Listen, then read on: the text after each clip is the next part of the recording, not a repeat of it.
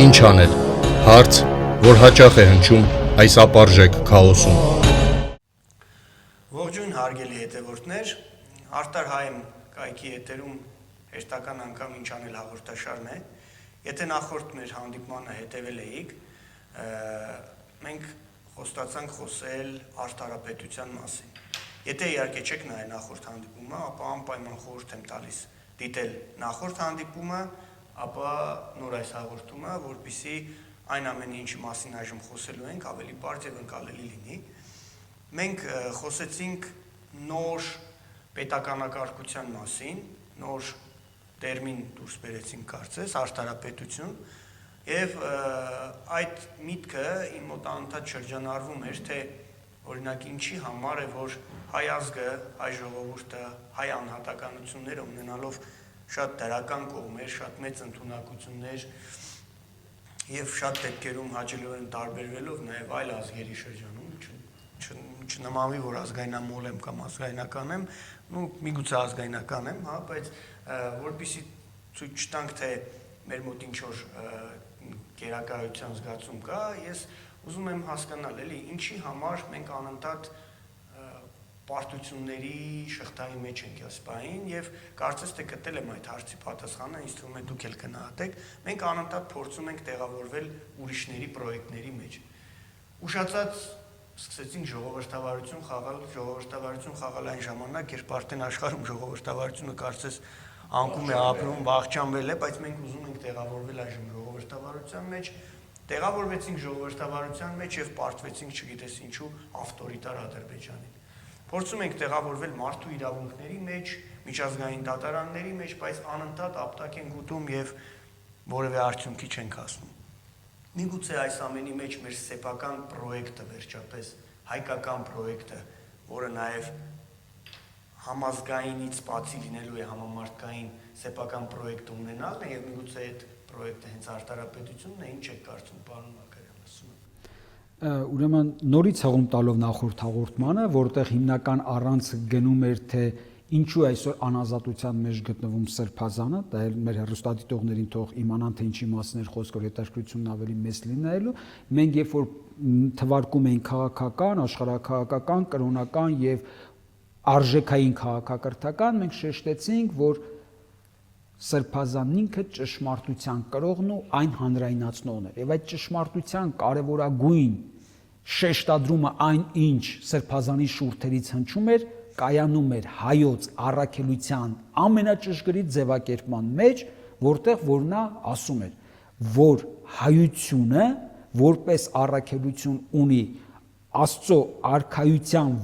եւ նրա արդարության որոնման եւ կայացման հայոց մեջ եւ հայոց պետականության մեջ։ Սա այն հիմնարար բանաձևն է հայոց ազգի քաղաքակրթական առաքելության, որ եթե մենք հենց այս տրամաբանության մեջ ենք նայում եւ միայն այս տրամաբանության մեջ նայելուց հետո որ մենք կարող ենք ասել, այո, հայությունը պարտավոր է ունենալ իր քաղաքակրթական նախագիծը, ճարտարապետումը, որպիսի դրանով ինքը կայանա, որպեսզի դրանով կայացնի եւ իր ազգային պետական համակեցությունը եւ համամոլորակային առումով արժեք ունենա արտահանելու։ Եվ սա ամենակարևոր ինչպես ունեցել է։ Եվ հիմա այստեղ է, որ մենք ասում ենք, այո, այն աշխարհը, որ հիմա քանդվում է, իսկ ի՞նչն է քանդվում։ Քաղաքական կարգը 300-400-ամյա այն քաղաքական կարգը, որը ձևավորվում էր Եվրոպայում, եւ դա հիմնված էր այո մարդու իրավունքների, ազատությունների, այդ արժեքների վրա, որոնք քանդեցին հին հասարակարգը ֆեոդալական եւ ծնեցին նոր հասարակարգ։ Նոր հասարակարգն էլ բերեց իր պետականակարգությունը, որը կոչվում է հանրապետություններ, եւ այդ հանրապետությունների այսպես շքերթը մոտ 200 եւ ավել տարիներ շարունակվեց։ Հիմա եկել է այդ քաղաքական կարգի փլուզման գործընթաց։ Նախ 1-2 պատճառ կա, որ այդ քաղաքական կարգը քանդում են նրանք, ով ստեղծեցին, որտեղ տեղի էր ունենալու հասարակարգային փոփոխություն եւ այդ հասարակարգային փոփոխությանը այսպես կապիտալի տերերն իրենք են եւ իրենք էին շահագրգռված միապետական կարգերը քանդելու, նոր կարգեր ստեղծելու, բայց հիմա 300 տարի անց այդ ամենիցից այդ նույն աշխարհի տերերը, այդ կապիտալի տերերը այլևս իրենց աշխարհը կառավարելու համար հանրապետականակարգություններ եւ այդ թվում նաեւ ժողովրդավարություն, որը հիմք է հանդիսանում հանրապետությունների, այլևս պետք չէ, որովհետեւ նրանք ունեն այնպիսի գործիքակազմեր, որտեղ տոտալ համաշխարհային կառավարման գործընթացը կարող են իրականացնել։ Հետևաբար իրենք են փակում այդ դարաշրջանը, ավելին, դա ՄԱԿ-ի ամբիոնից է հայտարարվում, իհարկե գեղեցիկ ճառերի, գեղեցիկ խոսքերի փաթեթավորմամբ, որտեղ եթե նախկինում դա համարվում էր, ասած հասարակական դաշինքը կամ քաղաքացիական պայմանագիրը, որի վրա 300 տարվա ընթացքում ձևավորվեց հանրապետականակարգությունները, հիմա իրանք ասում են, որ մենք բերել ենք գլոբալ թվային դաշինքը։ Այսինքն իրենք են ասում, որ թվային կառավարման դարաշրջանը տվել է գործիքակազմեր ապագայի աշխարհը ճարտարապետելու եւ ապագայի աշխարհում կառավարելու, հետեւաբար հանրապետությունների ժամանակաշրջանը փակվում է։ Պարոն Մակարյան, դուք շատ խորքային բաներ ասեցիք ընդամենը 2 րոպեի մեջ, որը դիսերտացիաների եւ դոկտորականների, չնայած դրանք արդեն Հայաստանում վերածել են, չէ՞, ինչքան իմացանք, դոկտորականների թեմա։ Դեռ նախագահը չի ստորագրել, բայց այո,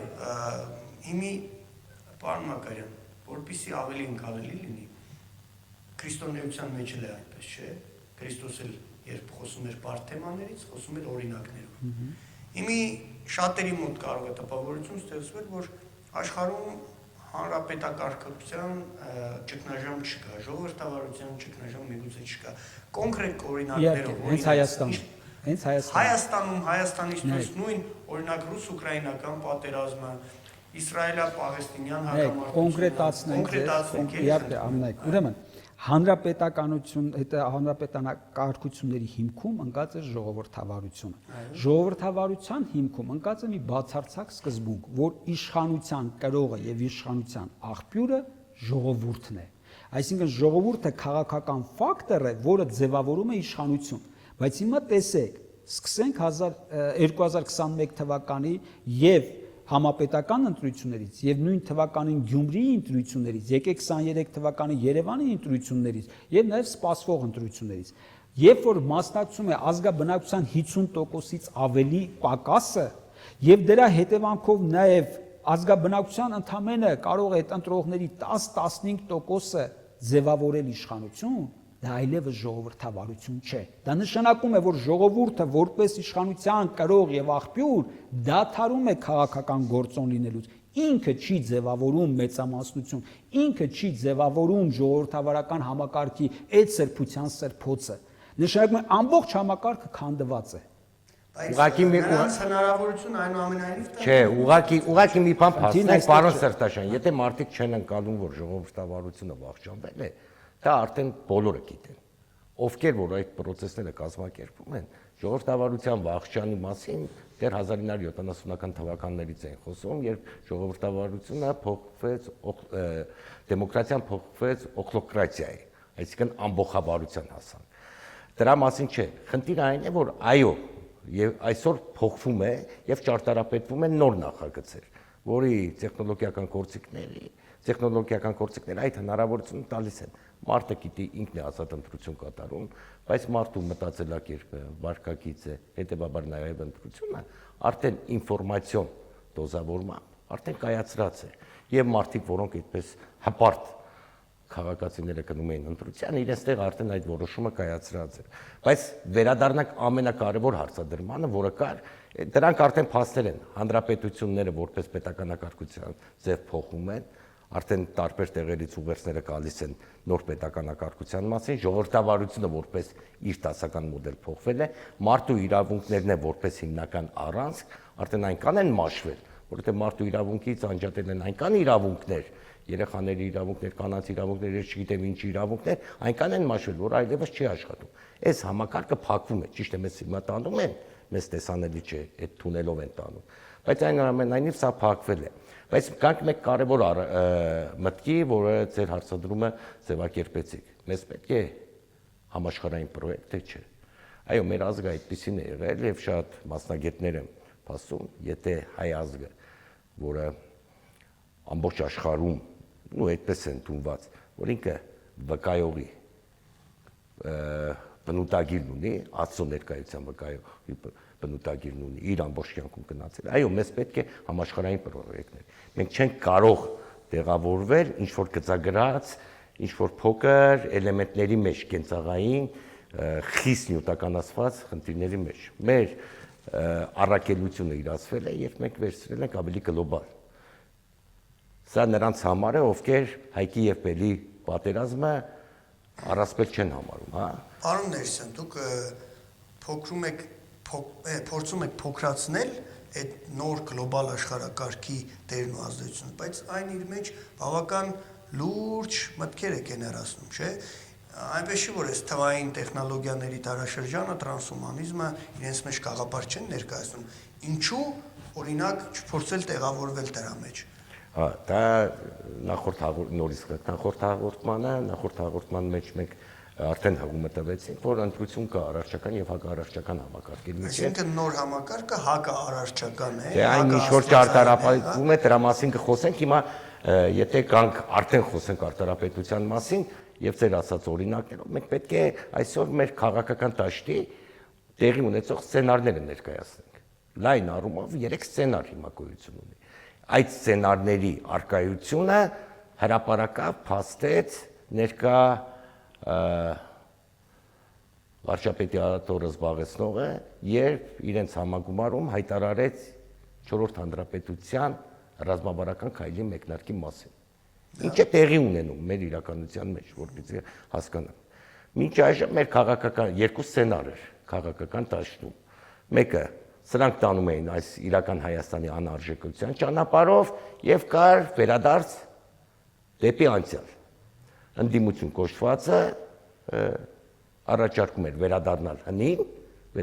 հնի, այսինքն վերադառնալ անցյալ։ Սրանք ասում են, որ չէ,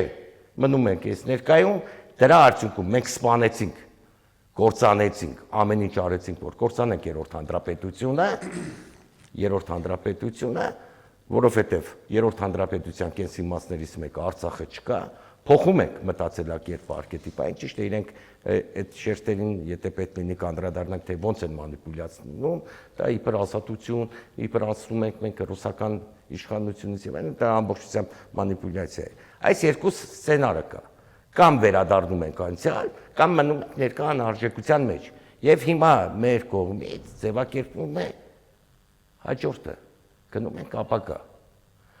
Ապագան ոչ թե սրանց պատկերացրած 3 րոպեանոց ապագան է, կամ այսօր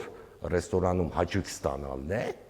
ապագան։ Այլ գնում ենք ապագա, իսկ ապագան արտարապետությունն է։ Ուրեմն, կամ վերադարձ, այսօր քաղաքական ընդդիմությունը առաջարկում է 3-րդ հանրապետություն, վերադարձ անցյալ, կամ մնալ այս անարժեքության մեջ 4-րդ հանրապետությունը, որը իրականում դա Արևմտյան Ադրբեջանի պրոյեկտն է, սա արդեն չեն է թաքցնում, իրենք է չեն թաքցնում, ադրբեջանցիների հետ խաղաղ ապրելու հետ մարազմը, որ տարածում են, իրենք է չեն թաքցնում, որ սա Արևմտյան Ադրբեջան պրոյեկտ է 4-րդ հանրապետություն։ Սա պետք է իրենք ավելի բացասեն եւ պետք է հանրությունն իմանա, ինքը 4-րդ հանրապետությունով ընտրություն է կատարում Արևմտյան Ադրբեջանի օգտին։ Եվ կա հաջորդ տարբերակը՝ գնալ ապակա, որը մենք անվանում ենք արտարապետություն։ 3-րդ հանրապետություն, 4-րդ հանրապետություն եւ արտարապետություն։ Ընտրությունը հասարակության այստեղ է լինելու։ Եվ կա մի հատ առանցքային, այստեղ ուղղակի առանցքային նուրբ կետ պետք է շեշտադրենք։ Եթե 4-րդ հանրապետության ճարտարապետները, իսկ մենք գիտենք այդ խոսույթը որտեղից էր գնում, սկսած լևոնիզմից, վերջացրած Արմեն Սարգսյանի հայտնի բանով հոդվածով, իրենք սպանեցին 3-րդ հանրապետությունը, ոչնչացրեցին մեր ամբողջ քաղաքակրթական ժառանգությունը, ոչնչացում են, որպեսզի կարողանան տանել 4-րդ հանրապետության, արտարապետությունը դա 3-րդ հանրապետության կերպափոխումն է, ամբողջ ժառանգականության հիման վրա։ Դրա համար շատ հաճախ մենք օգտագործում ենք վերադարձ ապագա։ Միայն ապագա գնալը չէ, վերադարձ ապագա, երբ մենք մտնում ենք մեր քաղաքական։ Այս 3 սցենարների մասին պետք է խոսվի։ Պարոն Ներսյան, իհարկե, երբ այլընտրանքը հնին վերադառնալն է, կարծես թե իրական Հայաստանը,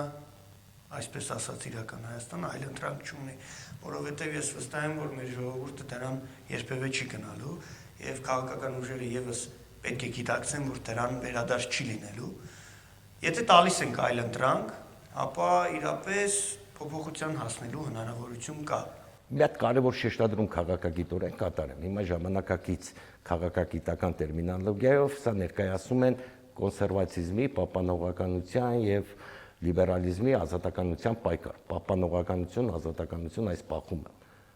Միշտ այս պահման մեջ ազատականությունը ներկան հաղթում է։ Սա կյանքի օրենքն է, որովհետեւ կյանքը գնում է։ Եթե դու ճունես ճարտարապետում ապագայի, պապանողականություն առաջի հայացքից վատ չէ։ Մենք մեր արժեքներն ենք փորձում պահպանել, դիմադրել, բայց նաև քրիստոնեական շատ հետաքրքիր օրինակով կարելի է բերել։ Մենք ոչ միայն պետք է սատանային դիմադրենք, այսինքն փորձենք պահպանել եւ այլն։ Մենք այսօր պետք է ապրենք հենց Քրիստոսով։ Սա նշանակում է, որ ապագան կառուցվում է հենց այսօր։ Այսինքն պապանողականությունը, կոնսերվատիզմը որպես քաղաքագիտական։ Հիմա պետությունները նույնիսկ կոնսերվատիզմի մեջ տեղավորվում չի լինելու դա, որովհետև ազատություն կոչվող այս անարժեքության հեղեղը քշել տանելու է։ Կյանքը չի կարող կանգ առնել, վերադառնալ 3։ Խնդիրը այն է, որ վաղը ինչպես են գնալու։ Շատ լավ, բայց վաղվան գնալու համար կա երկու գործում, պարոն Մակարյանից թվում է։ Նախ ապացուցել, որ աշխարհը որ ուղղությամբ որ գնում է այսօր, ցույց տալ, որ դա սխալ է, եթե ճիշտ է, ինչ իմաստ ունի նոր բան օրինելու, չէ՞։ Եվ եթե տեսնում ենք, որ սխալ է այս ուղղությունը, ապա որն է ճիշտը ու հիմնավորել է ճիշտը։ Այսինքն եկեք հերթականությունը պահպանենք։ Մի հատ մեր հասարակ քաղաքացիների համար բացատրեք, թե ինչքանով է այս ընթացքը համամարտկային ընթացքը սխալ, բացեք իր էությունը եւ տվեք այլընտրանքը եւ բացեք այդ էության այլընտրանքի էությունը։ Հիմա տեսեք, այո, գուցե եթե այսպես օգտագործենք շատ կարևոր մի խոսք, որ ասում եմ մինչև դժոխքի դռանը չհասնես, Տեր ողորմյան չես հիշի։ Եվ կարծես թե հենց մեր այսօրվա իրականությունը հիշեցնում է հենց այս խոսքի ճշմարտացիությունը եւ մենք ինքնամոռաց ձևով գահավիժում ենք դեպի դժոխքի դուռ միայն այն բանի համար, որ հիշենք Տեր ողորմյան։ Այս Տեր ողորմյան դարձյալ պետք է վերադառնանք Սրբազանի խոսքին, թե որն է հայոց առաքելությունը։ Այսինքն պարոն Ներսյանը քիչ առաջ ասեց, որ հայոց առաքելության կարևորագույն բանալիներից մեկն է Աստծո վկայությանը կոչվածության եւ կանչվածության հիմքի վրա է։ Իսկ ինչ է նշանակում լինել կանչված եւ կոչված վկայելու Աստծուն։ Առաջնահերթ, ինչպես ասել ենք, Աստծո կամքը ճանաչել եւ կայացնել, Աստծո արքայության եւ նրա արդարության որոնում եւ կայացում հայոց մեջ, հայոց պետականության մեջ։ Այսինքն դարձյալ վերադառնում ենք առաքելությանը։ Իսկ հիմա այսինքն թեոկրատիա են գնում։ Թողեք թեոկրատիա, որովհետև նույն կերպ այդպիսի բառապաշարները, որոնք կարող է լինել 19-րդ դարի, 20-րդ դարի բառապաշարները, դրանք իրենց սպառում են։ Հիմա գամ նաև կապացուցեմ, թե ինչու են սպառում։ Որովհետև ժամանակակից հիմա մեր Հայաստանի իրականությունը բերում է ցույց տալու այն ճանապարհը, որ դուք ընտրել եւ գնում եք, դրա հետևանքը այն է, ինչ ունեք։ Իսկ մենք անցած հաղորդմանն էլ արդեն բացատրեցինք, չանդրադառնանք դրան, որ այսօրվա այս բարոյազրկության, արժեզրկության ընթացքը բերելու է հանրային ամբողջ կառույցի փլուզում։ Հանրային ամբողջ կառույցի փլուզումը բերելու է պետականազրկության, ուզենք թե չուզենք։ Սա միֆ չէ, որ մենք ասենք այսպիսի բան է եղել։ Ընդհանրապես պետք է շրջվել եւ նայել 2 տարի առաջ, թե ինչպես դա տեղի ունեցավ Արցախի հետ, եւ մենք կհասկանանք, որ հերու չէ այն օրը, որ կարող է տեղի ունենալ Հայաստանի հետ։ Բայց ցավալի գիտեք որն է, որ քաղաքական ուժերը, ներկայիս ղեկավարությունը ընդհակառակը փորձում է ներկայացնել այս ամենը պետականապահպանության, պետականակերտման գործընթաց։ Անցած հաղորդման ասեցինք, որ իրենց գործիքներից առաջնայինը սուտն է, ստով մանիպուլյացիա անելն է, այդ սոփեստությամբ այն որպես ճշմարտություն մատուցելն է։ Եվ ասեցինք, որպեսզի դա մատուցենք, բացատրեցի դրա համար պետք էր վախի մթնոլորտ, ատելության մթնոլորտ, բաժանիր ворտիրիսի մթնոլորտ, հացով ապրելու մթնոլորտ։ Լավ, բավական։ Ինքը ելներ հայտարարելու էր, որ պատերազմում մենք պարտվեցինք, որպեսզի Արցախը տանք, որպեսզի երրորդ հանրապետությունը կայքարենք, որպեսզի թուրքական ռեզերվացիա, բարձր որ պետք է հայտարարի, որ մանիպուլյացիայի նայեք, մեր հիմնասյուներից մեկը մենք զիջում ենք պետականություն պահելու համար։ Վաղը այդպես կարող է, չէ, ասել։ Բայց մարդիկ հավատում են Դե մարդիկ կարող են, վաղը սյունիկն ենք զիջելու մեր պետականությունը պահելու համար։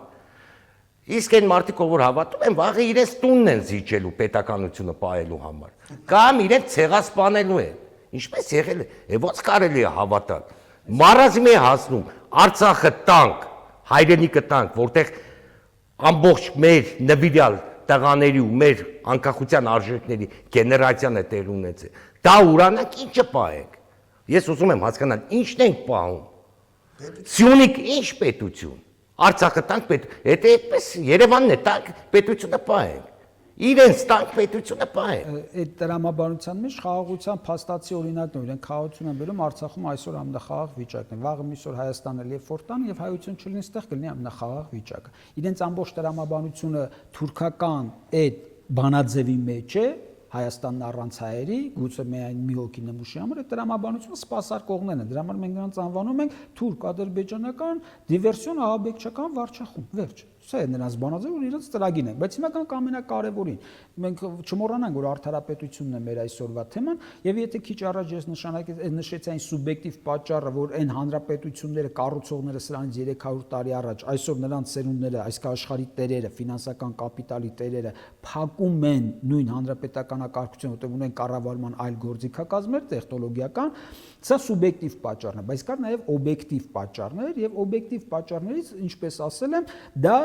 քաղաքական կարգի արժեզրկումն է, այն քաղաքական կարգը, որը հիմնված է, ինչպես ասեցինք, ազատությունների եւ իրավունքների վրա։ Հիմա եկեք պատկերացնենք, որ այս, ինչպես ասես պարոն Ներսյանը, այս արժեքները մաշվածության են ենթարկվում, որտեղ իրենք էլ հենց ամբողջ աշխարհի կառավարման գործընթացում մանիպուլացրել են այս հասկացությունները եւ այս հասկացությունները արդեն դարել են չարիք հասարակությունների համար։ Նույն ազատությունները, որն իր ժամանակի ամենաառաջադիմական միտքն էր, նույն իրավունքները ամենաառաջադիմական միտքեր, որի վրա ծնվեցին, այսպես այդ նոր պետականակարգությունը, հիմա իրանք ուղղված են նորից մարդու դեմ։ Այսինքն դրանք ամենամեծ չարիքն են դառել մարդու մեջ, մարդու ինքնութենական որակները ոչնչացնելու եւ իրավունքներն էլ հիմա գալիս են ոչ թե մարդու հիմնարար ազատությունները պահպանելով նրան բարձրացնելու, այլ այս ազատ սանձարձակությամբ ինքնութենական որակները ոչնչացնող գործընթացները իրավունքի ուժով պաշտպանելու։ Դուք պատկերացնում եք, թե ինչ ռուսերեն լավ բառ կա,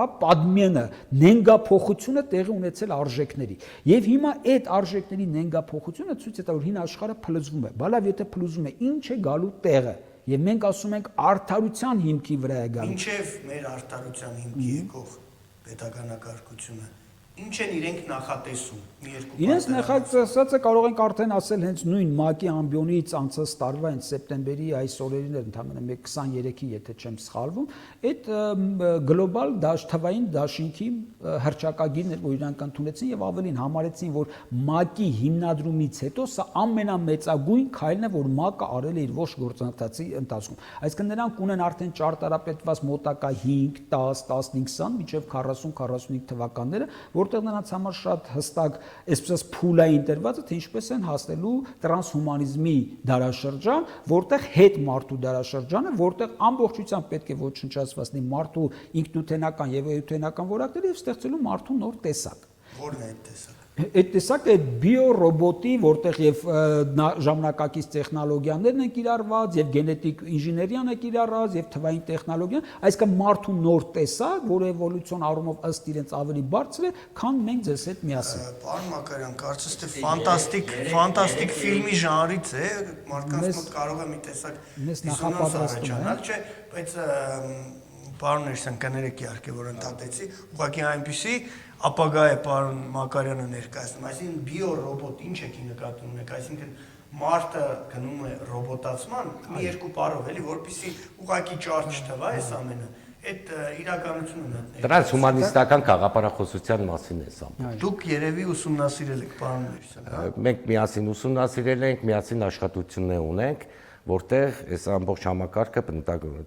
տրանսհումանիզմը արդեն հռչակված է, ճիշտ է, ինքը մեկ բանով գաղափարախոսության չի ներկայացում, տարբեր ուղղություններով է ներկայացում, որպեսզի մարդկությունը այդ ամբողջ խնդիրը չտեսնի ամբողջ խնդրը, եթե մեկ բառով ձևակերպել, դա թվային ստրկացման ժամանակաշրջանն է։ թվային ստրկացում է տեղի ունենում, երբ մարդու եւ միտքը եւ ըստ այդմ նաեւ վարկը ամբողջությամբ կառավարվում է թվային տեխնոլոգիաների միջոցով, ինֆորմացիայի փոխանցմամբ եւ այլն։ Ավելի այսօր կարելի ասել այդ process-ը ավելի իհարկե ամենատարական, բայց ապագան իրենց համար շատ հստակ է։ Մակարյանը նշեց, որ երեք մատրիցաների միավորում են իրենք նախատեսում՝ ֆիզիոլոգիական մատրիցան, տեխնոլոգիական մատրիցան եւ ֆիզիկական։ Երբ մարդու օրգանիզմը միացած կլինի համակարգչի, ամբողջ ինֆորմացիան ինքը տեխնոլոգիաներով կարող է ընկալել եւ այլն եւ այլն։ Այդ սցենարները կա, դիտարկվում են, դրա մասին չէ։ Սա հակաառարչական, նորից կանք հիմնական կետին։ Հակաառարչական համակարգի հիմնական սցենարն է, երբ մարդը իր կամավոր ազատ ընտրությամբ հրաժարվում է Աստծոց եւ գնում է ծառայելու չարին։ Գնում է ծառայելու այնտեղ եւ ինքը դառնում է ստրուկը, չարի կորցիկը։ Հիմա կա նաեւ բնականաբար, կա նաեւ առարչական նախախնամությամբ մարդկության առաջնալու։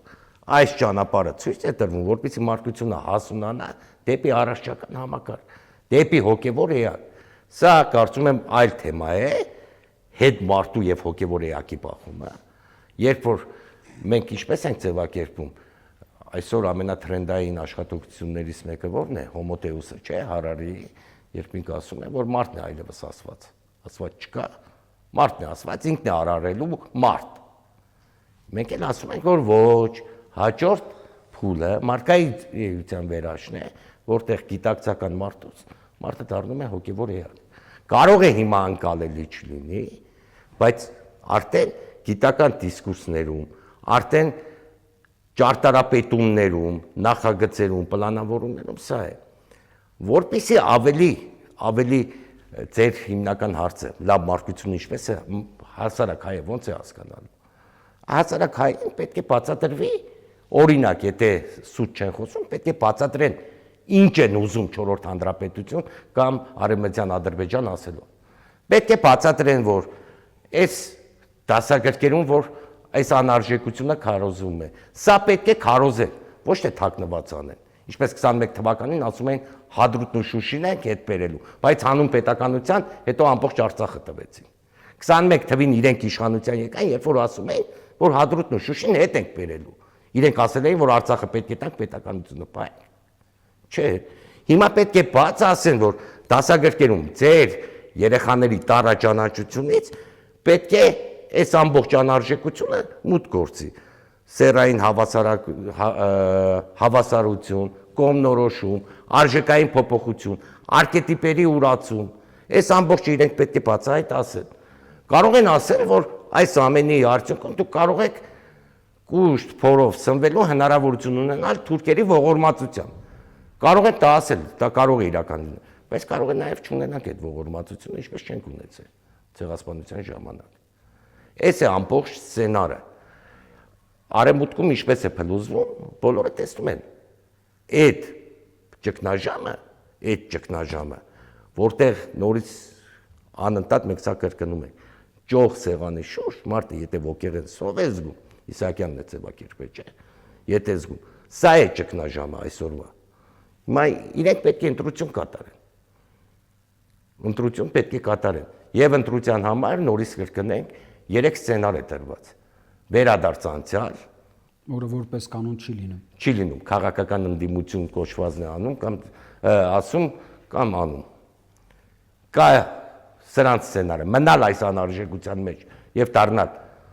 թրկահպատակ, Արևմտյան Ադրբեջան, 4-րդ հանրապետությունը, դա է։ Սա բոլորը պետք է հասկանան։ 300,000 ադրբեջանցիներին բերելը, ամբողջ մեր արքետիպերը փոխելը եւ այլն եւ այլն։ Այս սա է։ Կամ գնալ ապագա, բայց գնալ ապագա մեր քաղաքակրթական ժառանգությամբ։ Դրա համար վերադարձ ապագա։ Այսինքն մենք վերադառնում ենք մեր քաղաքակրթական առաքելության, որտեղ հստակ բանաձևը եզրույթը արտարապետությունն է։ Սա է ամբողջ սցենարը ներկա ընտրության։ Հասարակությունը պետք է ընտրություն կատարի։ Դուք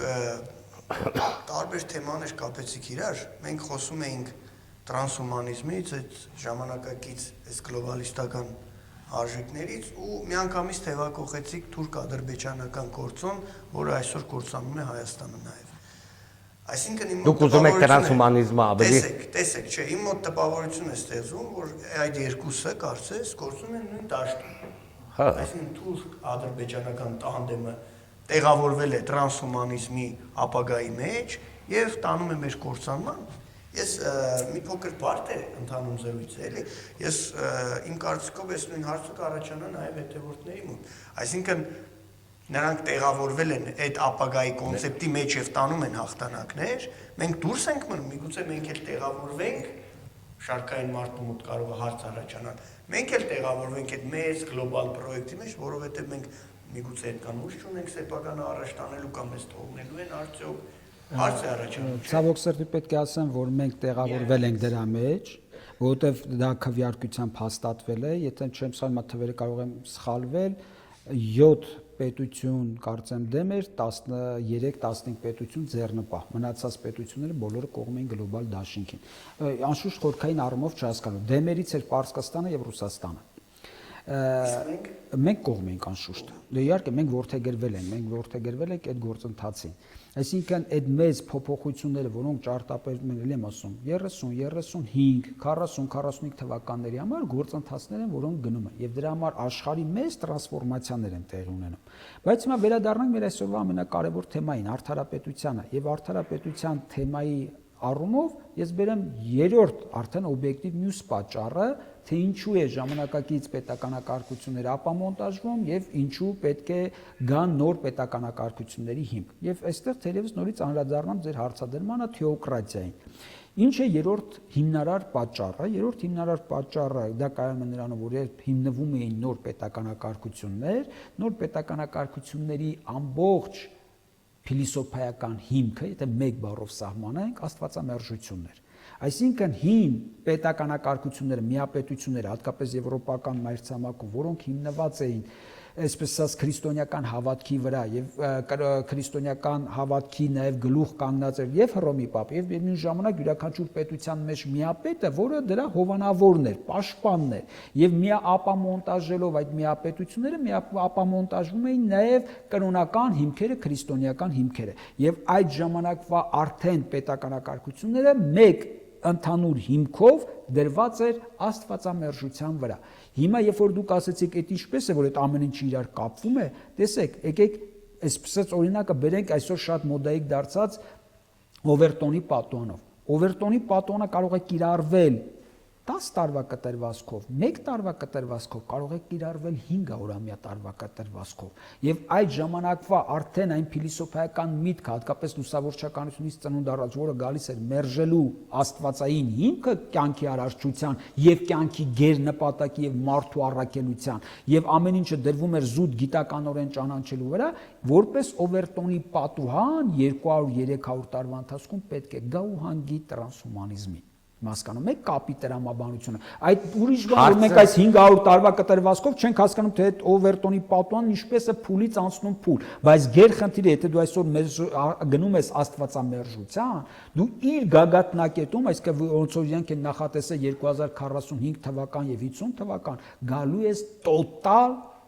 սատանայապաշտության, որտեղ եթե դու մերժում ես արդեն մարդու ինքնութենական եւ էութենական որակները եւ գնում ես նոր մարդու ստեղծման, որտեղ նոր մարդու հիմնարար առանցքը կայանում է, որ ինքը գնալու է իր ազատ կամքով մերժելու իր աստվածային էությունը եւ Աստծուց տված իր առաքելությունը կատարյալ լինելու, ինչպես կատարյալ է Աստված, այստեղ այդ 500-ամյա Օվերտոնի պատուանի գագաթնակետն է։ Եվ հիմա երբ որ ասում եք, բա որտեղ է մեր կռիվը, ինչու է այդտեղ, միթե մենք այդ կռիվն է, այո, հենց այսօր էլ այդ կռիվն է գնում, թե մենք որպես անհատականություններ, որպես ազգային հավաքականություն ինչ ենք ընտրելու, եւ դրա համար անվերջ մենք նորից գալիս հանգում ենք Սերբազանի խոսքին, որ հայոց առաքելությունը Աստծո արքայության եւ նրա արդարության որոնման եւ կայացման մեջ է։ Մեր առաքելությունը Աստծուն վկայելու կանչվածության եւ կոչվածության մեջ է, Աստծո կամքը ճանաչելու եւ այն կայացնելու մեջ է։ Այսինքն ինչ է դուրս գալիս, հիմա ամփոփեմ այս ասելիքս, որ 300-500 տարի առաջ որ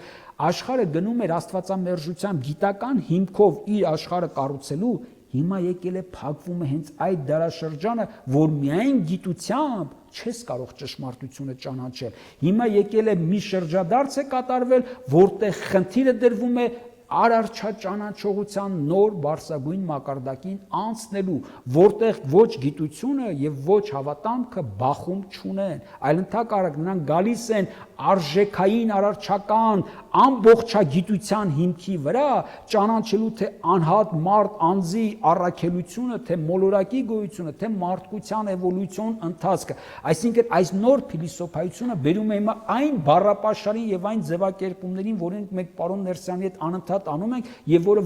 որոշ առումով հասկանալի չի լինում, ինչու համար, որտեվ սա այս նոր մտածողությունն է, որը մենք աշխարհում ընդունված է, սա անվանել է ասած պոլիտիկայ բագասլով քաղաքական աստվածաբանություն, մենք այն ձևակերպում ենք արարչագիտական քաղաքականություն կամ արարչական քաղաքագիտություն։ Դրա համար շատ դեպքերում մեր խոսքերը գուցե այդքան հասկանալի չեն լինում, բայց սա նոր աշխարհի մտածողության ձևն է, որտեղ գիտությունը եւ կրոնները ոչ թե վեճ ունեն, այլ գնում են ամբողջագիտության հիմքի վրա ճանաչելու արարչության ողջ նախասահմանվածությունն ու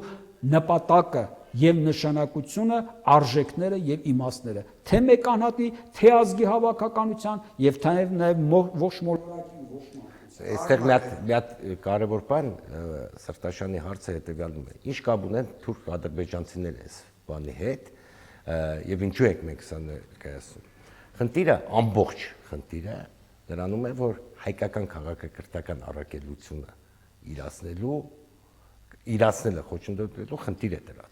խնդիր է դրած։ Սա հասկանում են ավելի մեծ քննարկում է իրականացվում եւ հայկականությունը որպես հնդ-եվրոպական ընդհանրության կապող օղակ սա աշխարհակաղակական տեսակետից։ Ուզում եք սա հոգեվոր տեսակետից վերցրեք գաղափարական տեսակ։ Ընդհանրության ամենակապող օղակը, առանցքային օղակը, սա վերացնելու խնդիր է դրած։ Թուրք-ադրբեջանական այս պրոյեկտումը մեր վրա, թուրք-ադրբեջանական տանդեմի, որը իրականացվում է 4-րդ հանրապետության եւ ներկա հապատակների միջոցով։ Այս խնդիրն է, որ մենք այդ առաքելությունը չիրացնենք, որովհետեւ առարչական հակառարչական համակարգի։ Ես ուզում եմ ասել, որ ես դուրս եմ այն մտայնությունից, որ վայ չար ուժերը եկել են մեզ չեն թողնում։ Ոչ, խնդիրը մեր առաքելության իրացումն է։ Եթե մենք գիտակցում ենք մեր առաքելության իրացումը, արդեն այդ առաքելության իրացման մասին բազմաթիվ անգամ շեշտվեց Աստծո առկայության ճանաչում եւ կայացում, սա է մեր առաքելությունը։ Եվ հիմա, երբ որ ձևակերպում են այսպիսի քաղաքակրթական կոդեր, արտարապետություն, արտար համակեցության որակական դրսևորումներ, սա հենց այդ քաղաքակրթական կոդերն են։ Սա չպետք է լինի։ Դուք պատկերացրեք հիմա տրանսհումանիզմի կայացման ճանապարհին արտարապետություն է կայանում Հայաստանում։ Կայանում է տրանսհումանիզմը։ Իհարկե չի կայանում։ Դրա համար թուրք-ադրբեջանական գործիքներով կանգնեցնում են այս ընթացքը։ Լավ, թերևս ձեր ասածները ամբողջությամբ ընկալելի են։ Այստեղ հաջորդ հարցն է առաջանում. ինչպես հասնել դրան։ Այս համատարած հզոր ուժերի մեջ արդյոք մենք ունենք դաշնակիցներ, բնական դաշնակիցներ, ովքեր եւս այս պատասխանատվությունը մեր հետ հավասար կիսելու են, կամ եթե ոչ հավասար, ապա գոնե մեզ օգնելու են, որպեսզի այս համատարած օվկիանոսի ալեկոծության մեջ մեր նավը չխորթակվի։ Դուք հայկականության մեջ նկատի ունեք Հայաստանի մեջ թե ամբողջ մարդկության։ Ամբողջ մարդկության մեջ, մոլորակի վրա։ 8 միլիարդ մարդ, որովհետև յուրաքանչյուր մարդ առաջնաձև է։ Ուղղակի պետք է ճանաչի։ Եթե դու տալիս ես այդ բանաձևը, ապա հակահամակարգը կամ սատանայական համակարգը այլևս չի կարող գործել։ Մեր պոտենցիալ դաշնակիցները 8 միլիարդ մարդ։ Լավ, դուք հիմա տալիս եք այդ գաղափարը, բայց այդ 8 միլիարդից երևի 8000 հոգին հազիվ նա է հաղորդումը։ Դուք ինչպես եք տեսնում դրա պրակտիկ իրագործում կամ միգուցե հաջորդ հանդիպման թեման էլ հենց ընտրենք դրա պրակտիկ իրագործումը կյանքում, ինչքանով է այն ռեալ այսօր, կամ միգուցե մենք ճարտարապետում ենք, որ վաղը հաջորդ սերունդները անեն, պարոն Մակարյան։ Ուրեմն որպես ձեր հարցի առաջի հարցի պատասխան, թե ով է մեր դաշնակիցը, առաջնային դաշնակիցը մեր համար պետք է լինի արարիչ, աստվածային սուրբ երրորդություն։ Դրա համար, որպեսզի նա մեզ դաշնակցի, մենք ինքներս պետք է դարձ կատարենք եւ դեպքով շրջվենք դեպի Աստված։ Սա ապաշխարության ամենաառաջնային խորհուրդը, որպեսզի աստվածային նախախնամությունը մեզ առաջնորդի։ Այսինքն մեր ազգին այսօր ամենաառաջնային ապաշխարություն է պետք։ Մեծ հաշվով այո, որովհետև դրան մենք կանրադառնանք մի առանձին հաղորդում անշուշտ կնվիրենք դրան։ Բայց նման հարցադրում կարող է սրանից Սրբազանի գիրքն է եւ Սրբազանի գրքի վրա Հայկ Նահապետը։ Ձեր հարցի պատասխանը կարելի է տալ սրանից 4500 տարի առաջ Հայկ Նահապետին։ Հարմարվի ապրի, առավել եւս քեզ առաջարկում են հարմարվելու եւ ապրելու հնարավորություն։ Բայց Հայկ Նահապետը դա չի ընտրում, նա ընտրում է քաղաքակրթական նորացման ճանապարհը, մերժելով այսպես ասած կռապաշտությունը ճշմարիտ աստվածասիրության հետ։ Ճշմարիտ աստվածասիրության հետ։ Բանաձևը տրված է արդեն։ Այսինքն Հայկ Նահապետով հայոց առաքելությունը, ինչու՞ անընդհատ գալիս Սրբազանի խոսքը բերում առաքելության գիտակցություն կա, իսկ առաքելություն, որը անմիջականորեն կապված է Արարչի հետ, դրանից ավելի մեծ, ավելի փառահեղ բան գոյություն չունի։ Դու դրա կրողն ես, միթե կարելի է հրաժարվել դրանից։ Երբ որ դու գալիս ես այդ գիտակցությամբ, արդեն քեզ դաշնակից են բոլորը։ Ես հիմա արդարապետության հետ կապված երկու կարևոր շեշտադրում կանեմ, եւ հետո եթե պետք լինի հաջորդ հաղորդումներին կշարունակենք։ Հիմա պատկերացրեք, այս նույն առաքելությունը տեղի ունեցավ նաև 301 թվականին։ Հիմա պատկերացրեք 300 թվական մի պահ, կամ քիչ ավելի առաջ Գրիգոր Լուսավորիչը խորվիրապում փակված է զնդանի մեջ, մենք ապրում ենք այնպես ինչպես ապրում ենք, եւ ով կարող է մտածել, թե ինչ է քրիստոնյա Հայաստանը։ Ոչ մեկ չի կարող պատասխանել, դա ինչ է։ Բայց ուղիղ 301 թվականին Հայաստանը մկրտվում է, գալիս է դարձի, վերադառնում է իր Հայկ Նահապետի առաքելությամբ սահմանված ուխտերին եւ վերաթարմացում է ճշմարտության ուխտով առ Քրիստոսահայտ աստվածային սուպերորդության հետ իր ուխտը վերաթարմացում է ճշմարտության ուխտով եւ 301 թվականից ընդամենը 12 տարի հետո 313 թվականին իր ժամանակի ամենահզորագույն կայսրությունը Բյուզանդիան ընդունում է քրիստոնեություն։ Դրանից էլ ընդամենը 12 տարի անց տեղի ունենում առաջին տիեզերական ժողովը Նիկեայում 325 թվական։ Այսինքն քո քաղաքակրթական բանալի կոդը, երբ որ դու աշխատացնում ես, վերաֆորմատավորվում է ամբողջ աշխարհը։ Եվ մենք ասում ենք արդարապետություն, ասում ենք բացեք ճգնաժամի այս բոլոր դռները արդարության ուխտով առ Արարիչ Աստված։ Երբ որ դուք դա անեք, ողջ աշխարհը խեղդվում է այսօր արդարության պակասից։ Նա գալու է քո դուրն ասի եւ ես քո բնական դաշնակիցն եմ։ Կայացրու այդ մոդելը եւ ես կանթորինակեմ, որտեւ իմ հանրապետականակարգությունները, որոնք հիմնված էին աստվածամերժության վրա, որոնք հիմնված էին կեղծ քաղաքական արժեքների վրա, որոնք այսօր կեղծ ժողովրդավարության վրա, որոնք այսօր փլուզվում են, մենք գալիս ենք ձեր դուռը իմանալու ինչ է նոր արդարապետությունը եւ եթե սրանից 1700 տարի առաջ ընդամենը 12 կամ 25 տարվա մեջ վերաֆորմատավորվում է իր ժամանակի քաղաքակրթությունը, դուք պատկերացնում եք, թե մեկ օր հետո մեր դռները ոնց են ծեծելու։ Գալու են ասեն տվեք այդ բանաձևից հայկական հրաշքը դուք ոնց արեցիք, ձեր Հայկ Նահապետը ոնց խոսեց ձեր մեծ, ոնց վերաֆորմատավոր, այս ստի ստեղծած կայսրությունը ոնց քանդեցիք, երբ որ թվում էր թե աշխարհը այնքան է ճարտարապետել, այնպես հանճարեղորեն է Բերլինի գրավումից ավելի հանճարեղ պլան նախագծել մեր համար, որ մենք մեկ վայրկյանում քանդեցինք։ Մենք պետք է գանք միայն դրան, սա է արդարապետությունը, եւ արդարապետության մասին մենք խոսենք, թե ինչպես կարելի է նյութական հողի վրա դա իրականացնել արդարության ինքնորոշումով։ Մենք խոսենք, բայց այստեղ մի հատ շատ կարևոր շեշտադրումներ ենք ուզում անել, որովհետեւ հիմա շատ նաեւ կարող է եւ քաղաքական կորցիչներ այդպես հայտնի մարդիկ նայեն, ասեն, ինչ ապաշխարություն է քաղաքական process-ների ժամանակ էլի հոգեվոր բան, ու իրենք են սկսել կրկնել արտարություն մոռանալով, որ իրենք նաև ակունքներում են այս ամբողջի ակունքներում են։ Հետևաբար բոլորը պետք է հասկանան, որ արտարապետության կամ արդար Հայաստանի կամ արդար Հայկի մասին խոսելը առնվազն քաղաքական ապաշխարություն է պետք։ Իսկ արտարապետության ճարտարապետման համար հոգևոր ապաշխարություն է պետք։ Եթե չունենաս Աստծո հետ քո դաշինքը, չունենաս այդ ուխտը, այս ամենը քաղաքական ժանգլորություն է ենթադրում։ Հետևաբար մենք հավատում ենք եւ գնում ենք այս ճանապարհով եւ զգուշացում ենք նաեւ քաղաքական կորցիչներին, որ ոչ թե բարերի սիրուն ձևակերպումներից ելնելով կամ որպես մոդայիկ կրկնեք, այլ խորապես ընկալեք։ իսկ խորապես ընկալում է, ենթադրում է ապաշխարություն։ Դարձ դեպի արարիչ Աստված։ Ամեն։ Շնորհակալություն իմ սիրելի ընկերներ։ Վերջաբանը մեր փակենք ինչպես միշտ, որ կհավերժի հայը, արդար հայը, քանզի ապագան արդարապետությունն է։ Դե ինչ հարգելի հետևորդներ, ինչպես գյումրեցիներն են ասում, քաղցր խոսքին ինչ շաքար, պարոն Մակարյան, հաջորդ հանդիպումը մեր եթերում կլինի առաջիկա շաբաթների ընթացքում։ Շնորհակալություն, մնացեք խաղաղությամբ։